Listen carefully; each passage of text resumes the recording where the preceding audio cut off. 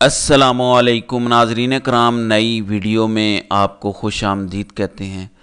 पाकिस्तान में हमारे खुफिया इदारों पर हमेशा ये इल्ज़ामात लगते आए हैं कि वो हर तरह के नाजायज़ हथकंडों में मुलव्विस रहे हैं। गुज़श्ता रोज़ 6 जजेस ने ख़त लिखा और बताया कि किस तरह खुफिया इदारों के लोग उन पर दबाव डालकर अपनी पसंद के फ़ैसले लिखवा रहे हैं। वो इदारे जिनका काम पाकिस्तान और अवाम की हिफाजत करना और उनके साथ खड़े होना है, वो किस तरह से अवाम मुखालिफ सरगर्मियों में मुलविस हैं, किस तरह से उन्होंने पिछले 2 साल में नंगे जुल्म और जबर का मुजाहरा किया, वो किसी से ढका छुपा नहीं है। यही वजह है कि अवामुन्नास जिन्हें डराया धमकाया गया, जिनके साथ दुश्मन मुल्क के एजेंटों जैसा सलूक किया गया, उन्होंने अपने वोट की ताकत से इन इदारों में बैठी उन शख्सियात से बेजारी का इजहार किया जो इस मकरूह धंधे में मुलविस हैं। गो उस इलेक्शन को भी चोरी किया गया, एक लंबी दास्तान है जिससे सभी वाकिफ़ हैं। अब दोबारा हमारी एजेंसी रंगे हाथों पकड़ी गई है। ये ख़त लिखा है बहादुर सरकारी अफसर ने, जो मैं आपके सामने पढ़ता हूँ। वो कहते हैं कि special report, attack on staff interference in official work. It is informed that today on 19th of April 2024, the following officials of ISI intelligence wing posted at Bajod came to my office at about 12 p.m. and misbehaved with undersigned pressure tactics to change the polling staff the upcoming by-election 2024 and also demanding data of polling staff। और नाम उन्होंने आगे दिए हैं। नाम क्या है उन लोगों के जो ISI ऑफिसर्स थे? एक का नाम था अहमद, ये कवर नेम है, असल नेम नहीं है। शेर जमान, जिसका ओरिजिनल नाम अमजद सन ऑफ मोहम्मद अकबर है, जिसका शनाख्ती कार्ड नंबर भी डाला गया है इस एप्लीकेशन में। जीशान, जिसका कवर नेम है, और अब्दुल्ला, जो इसका कवर नेम है। फिर वो सरकारी अफसर लिखते हैं कि The undersigned refused and asked them to leave office. I then immediately rushed to your good office and verbally informed your good self about above incident. As Friday prayers time was approaching, hence we went to masjid and returned home for lunch. At 2:05 p.m. I was informed telephonically by my staff. All officials of ISI came to my office again and physically assaulted and beaten Mr. Hazratullah, DEO, noticed by Election Commission, besides pointing gun weapon at him in the line of duty and fled away from the spot. ये report है। फिर नीचे उन्होंने लिखा है कि ऐसे election हम नहीं करवा सकते। यानी ISI के लोग गन के जोर पर उन्होंने इनको मारा है, पीटा है और ये सारा कुछ किया है।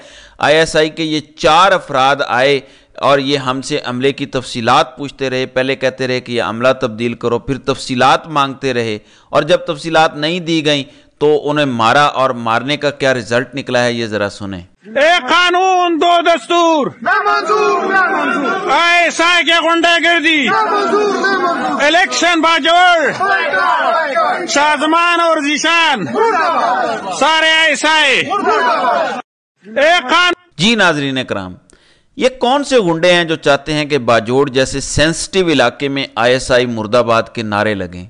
ये बादशाह सलामत क्यों पाकिस्तान को तबाह करने पे तुल गए हैं? ये ज़िमनी इलेक्शन को भी मैनेज कर रहे हैं। क्या आपको पता है कि जो इत्तलाआत हैं वो क्या हैं?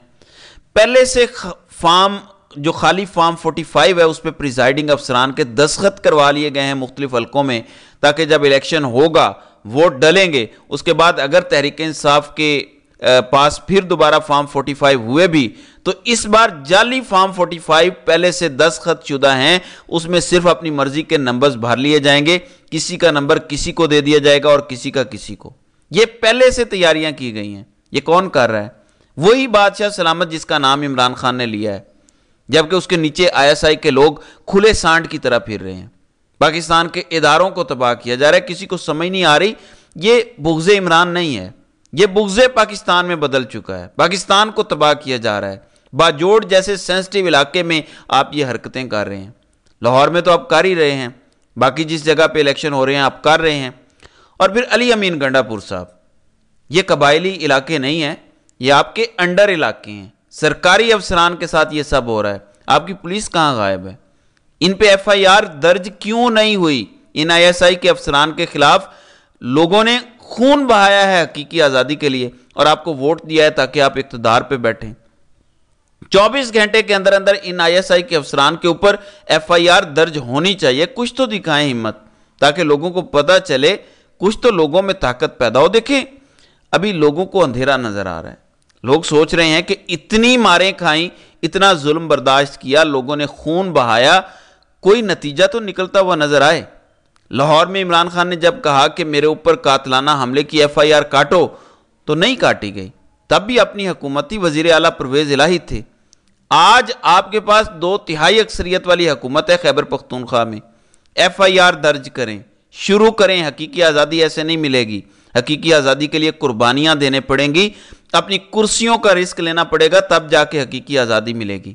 جن لوگوں کو لگتا ہے کہ ایسے آسانی سے حقیقی آزادی مل جائے گی، میرے خیال میں وہ کرسیوں کے قابل ہی نہیں ہیں۔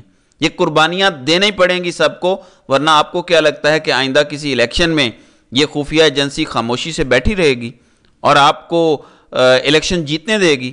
سوال ہی پیدا نہیں ہوتا۔ انہوں نے ایسا طریقہ نکال لیا ہے کہ آئندہ کبھی بھی پاکستان میں کوئی بھی ووٹ کی وجہ سے الیکشن نہیں جیتے گا اگر اس طریقے کو تسلیم کر لیا گیا۔ اپنی مرضی سے فارم 45 بنوا لو، اپنی مرضی سے فارم 47 بنوا لو، بس جو مرضی ووٹ ڈالتا رہے، اس سے کیا فرق پڑتا ہے؟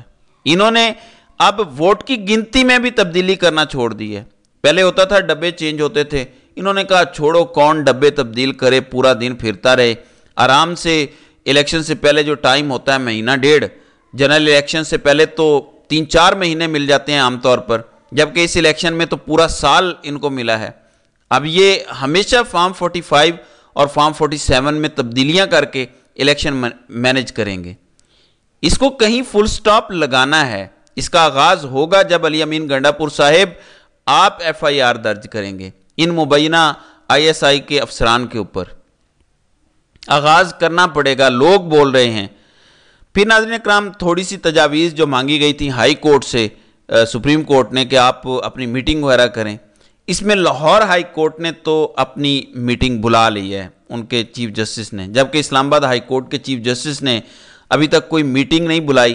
لیکن فرداً اطلاعات یہ آ رہی ہیں، ججوں سے پوچھا ہے کہ آپ بتائیں یہ جو اداروں میں انٹرفیئرنس ہو رہی ہے، یہ جو آئی ایس آئی والے کر رہے ہیں، اس کا کیا علاج کیا جائے، حل کیا ہے؟ وہاں سے بھی اب آوازیں اٹھیں گی۔ تو ناظرین اکرام، پاکستان اس وقت ایک سافٹ ریولوشن سے گزر رہا ہے۔ یہ جو باجوڑ میں سویلین کھڑے ہوئے ہیں، یہ جو کلرک ایسوسی ایشن نے بائیکاٹ کیا ہے باجوڑ میں الیکشن کا کہ ہم اس طرح آئی ایس آئی کی بدماشی کو تسلیم نہیں کریں گے، یہ سافٹ ریولوشن ہے۔ خون بہائے بغیر لوگ ان کے خلاف کھڑے ہونا شروع ہو گئے ہیں، لوگ آگے سے ڈٹ گئے ہیں۔ وہ مارنے آتے ہیں تو لوگ اپنا سینہ سامنے پیش کر دیتے ہیں کہ مارو ہمیں، لیکن اس کے بعد لوگ چپ نہیں کرتے بلکہ بولتے ہیں، پہلے چپ کر جاتے تھے۔ تو یہ ایک نرم انقلاب ہے جو عمران خان لانا چاہتے تھے، یہ معاشرے میں شروع ہو گیا ہے، یہ آگے بڑھتا جائے گا اور بادشاہ سلامت کے لیے زمین تنگ ہوتی جائے گی۔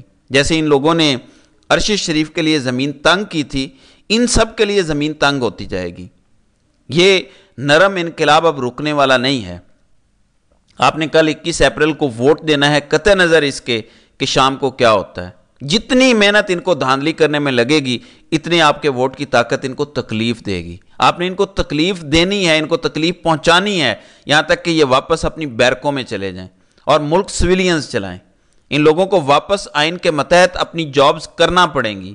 کوئی بھی ملک اس قسم کی لا قانونیت کے ہوتے ہوئے چل نہیں سکتا، اور یہ انشاءاللہ جلد شکست کھائیں گے۔ اور جنہوں نے گزشتہ 2 سالوں میں عوام الناس کو تختہ مشق بنایا، ظلم کیا، وہ لوگ بھی جلد اپنے عبرتناک انجام کو پہنچیں گے، اور یہ وقت زیادہ دور نہیں ہے، انشاءاللہ ہماری آنکھوں کے سامنے یہ جلد ہوتا ہمیں نظر آئے گا۔ تو ناظرین کرام، آپ کی اس ویڈیو کے حوالے سے کیا رائے ہے؟ آپ اپنی رائے کا اظہار کامنٹ سیکشن میں ضرور کیجیے گا۔